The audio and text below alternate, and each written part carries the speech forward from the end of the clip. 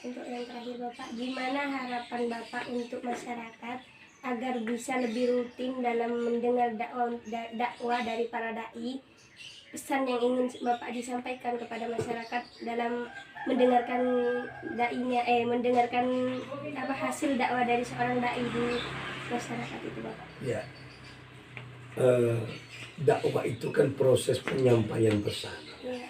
Penyampaian pesan kepada audiens. Ya. Kalau bahasa komunikasinya, komunikator menyampaikan message pesan kepada komunikator. Nah, bagaimana peran dai? Ya, ini penting, peran dai dalam mengolah, memilih cara agar pesan itu sampai kepada audiens. Itu tantangan dari seorang dai. Jadi bukan seorang dai itu hanya menyampaikan pesan, tidak. Yang terjadi justru hanya menyampaikan pesan, tidak ada yang namanya evaluasi pesan. Nah, ini yang penting. Makanya di era sekarang, khususnya di era sekarang, seorang dai bukan hanya menyampaikan pesan, tapi melakukan evaluasi pesan.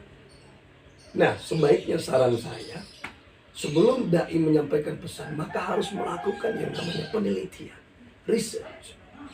Kenapa? Karena riset itu adalah situasi pembacaan objektif di masyarakat. Misalnya contoh, di satu desa A, kita melakukan penelitian. Langkahnya adalah observasi, kita wawancara, mencari data objektif. Apa problem utamanya di sini? Wah, ini di sini kenakalan remaja, Pak. Kenapa kenakalan remajanya? Kenapa remaja? Karena di sini minimnya pendidikan. Oh, ketahuan sudah. Ya, berarti minim pendidikan. Apa yang harus kita lakukan agar kenakalan remaja bisa diminimalisir keberadaannya? Bahkan tidak ada di desa itu. Caranya bagaimana kita menyediakan fasilitas pendidikan yang lebih maksimal dan qualified. Karena problemnya tadi pendidikan. Ya kan? Nah, misalnya contoh, ada lagi satu tempat. Oh, ini pendidikannya bagus justru. Tapi kenapa terjadi kenakalan remaja misalnya? Ini tinggi-tinggi, sarjana dan sebagainya. Kenapa terjadi kenakalan remaja misalnya? Kenapa? Karena di situ misalnya nilai agama minim, tidak ada. Musola tidak ada. Oh, berarti tidak ada. Pendidikan umumnya tinggi, tapi musola, pesantren, TPQ tidak ada. Kering agama. Nah, bagaimana kita bisa menyampaikan itu? Justru kita bisa menyediakan fasilitas keagamaan, pendidikan agama yang bagus, ya, yang bisa menjawab persoalan-persoalan itu. Jadi sekarang orang berdakwah kan hanya pokoknya berbicara, ceramah, itu bukan hanya satu-satunya tipologi dakwah. Ya. Jadi dakwah itu ya bukan hanya menyampaikan, tapi kita melihat efek, ya, melakukan evaluasi pesan terhadap efek itu, dampaknya apa, implikasi pesan yang saya sampaikan itu apa. Nah, itu yang paling penting. Makanya kita harus melakukan mapping sosial, ya, pemetakan masalah sosial, ya, mapping masalah sosial, pemetakan. Makanya penting melakukan peta dakwah itu. Masalahnya ini di desa ini, bagi desa ini. Baru kita membuat program dakwah, kegiatan dakwah. Nah, itu baru menurut saya bisa terjawab dan bisa memenuhi kebutuhan masyarakat dan menjawab problematika masyarakat. Nah, selama ini kan kita hanya ceramah, bahkan tidak pernah tahu sasarannya siapa. Sehingga ketika kita ceramah tidak sesuai dengan sasaran, ya kita hanya sekedar ceramah.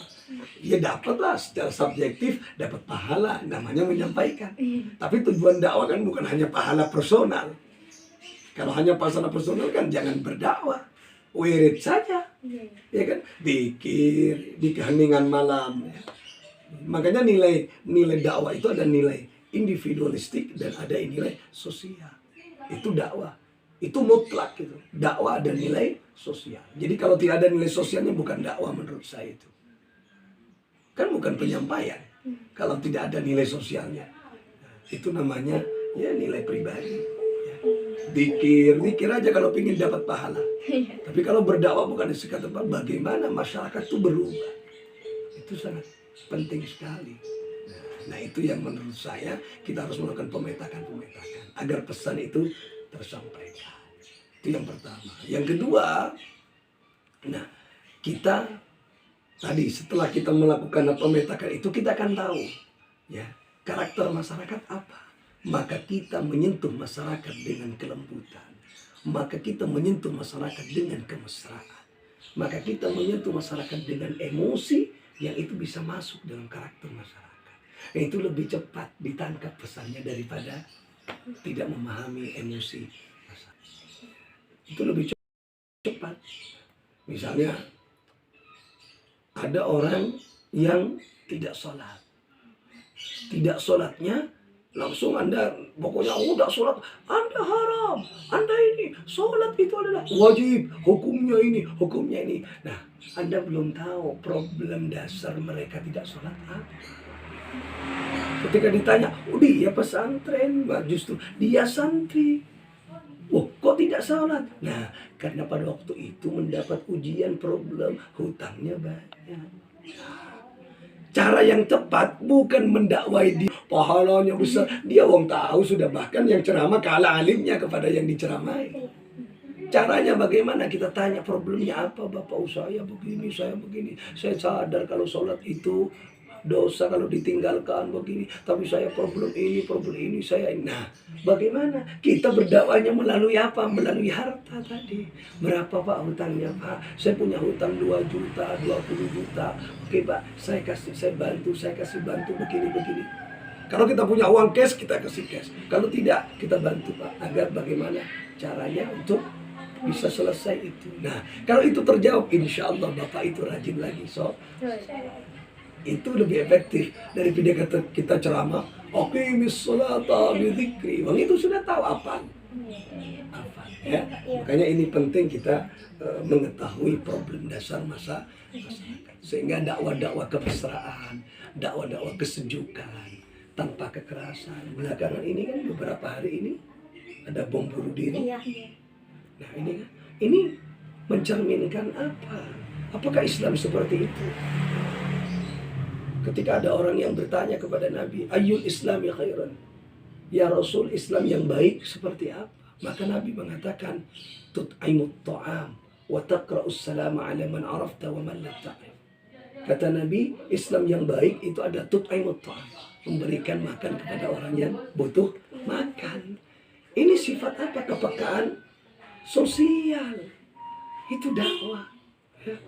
Kayak tadi, orang butuh makan. Dia tidak sholat karena dia cari makan. Bagaimana kita menyelesaikan agar dia sholat? Penuhi kebutuhannya. Kasih dia makan, sholat. Bukan kasih ceramah. Kasih dia makan. Selesai. Ya. Kemudian yang kedua, wa taqra'us salama 'ala man 'arafta wa man lam ta'rif.